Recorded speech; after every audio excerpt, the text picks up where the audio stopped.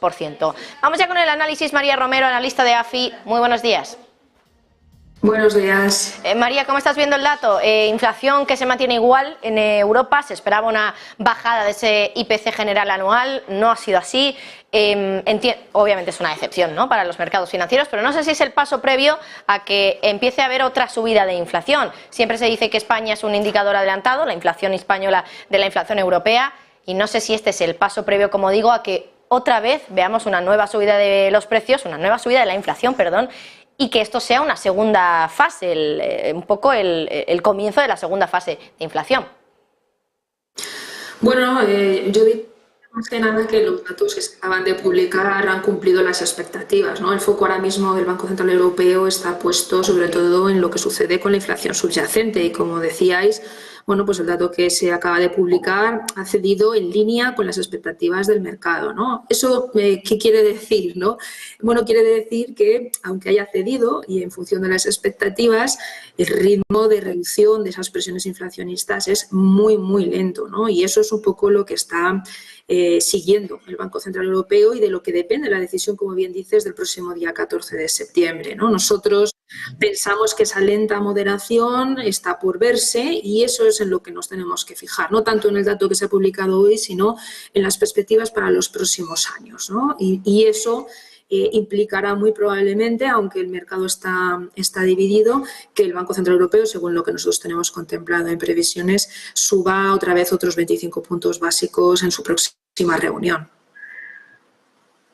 Subyacente, María, 5,3 en línea con lo esperado, porque estaba en el 5,5. Es verdad que la subyacente en Europa, insisto, es distinta porque se descuenta también, se resta de ahí el tabaco y el alcohol también. Por lo tanto, es una inflación diferente.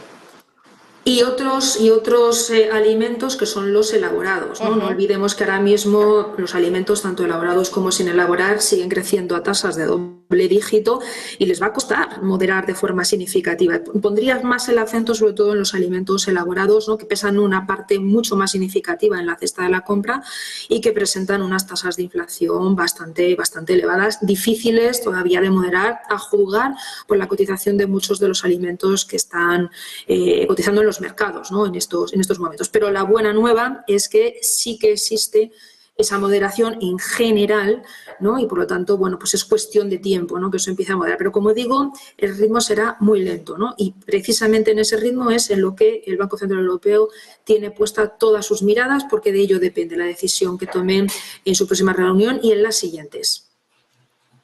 Ya lo decía antes, España está viendo un aumento de la inflación en términos generales, que no sé si esto es importante ahora mismo, porque es verdad que ahora el Banco Central Europeo se está centrando más en la subyacente y decíamos antes que la subyacente aquí es diferente, pero si solo la contabilizamos como subyacente, inflación sin energía y sin alimentos, está en el 6,2, estaba en el 6,6 y se esperaba que bajara al 6,5, por lo tanto ha bajado más de lo esperado. Con lo cual, noticia positiva. Es que tenemos un poco dos cosas distintas, ¿no? Una general que decepciona y una subyacente que supera expectativas. ¿Cómo casan estas dos cosas? Pero una general que decepciona en parte también porque el mes de agosto hemos visto, bueno, pues quizá una nueva presión en el componente energético, ¿no? Hemos visto, bueno, pues el precio del petróleo y sobre todo de lo que llega de los combustibles que consumen los ciudadanos, ¿no?, que es lo que se recoge en la cesta de la compra, presionando al alza.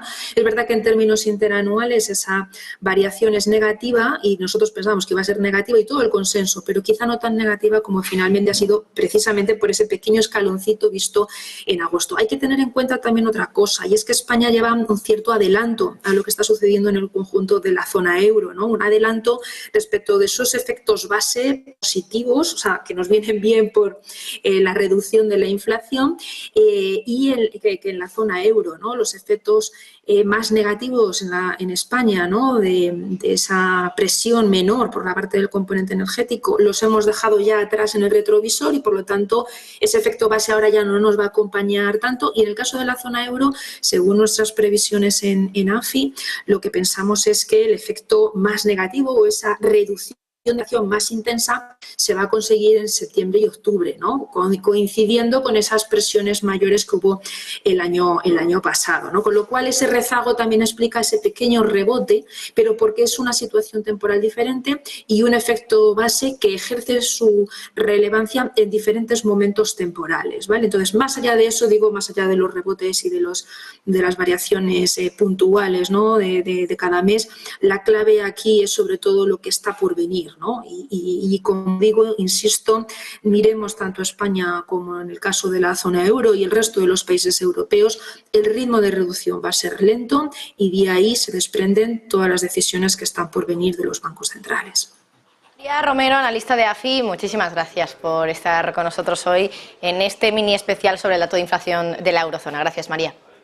Muchas gracias a vosotros. Buen día. Tenemos también con nosotros a Alexis Ortega.